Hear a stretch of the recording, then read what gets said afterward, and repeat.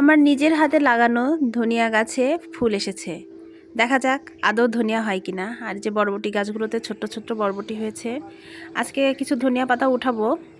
উঠিয়ে সকালবেলা আপনারা কে কে খান জানি না, আমাদের আগের দিনের ভাত একটু সবজি মিশিয়ে, বিশেষ করে শীতকালীন সবজি গাজর, ক্যাপসিকাম, ফুলকপি এগুলো মিশিয়ে ভাজি করে আমরা খাই, খুব ভালো লাগে।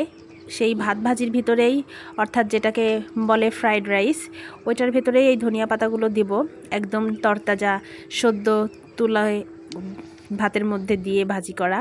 তার সাথে আছে আমাদের গাছের মিষ্টি কুমড়ার ফুলের বড়া। সকালবেলার এই নাস্তাটা ভীষণই সুস্বাদু এবং আমরা মাছে ভাতে বাঙালি তো ভাত ছাড়া চলেই না। একবেলা না, দুই বেলা না, আমরা 3 বেলাই ভাত খেতে পারি, একদম পেট পূর্ণ করে ভাত খেতে পারি। সত্যি আসলেই ভীষণ মজা ছিল, আপনারা একটু ট্রাই করে দেখতে পারেন।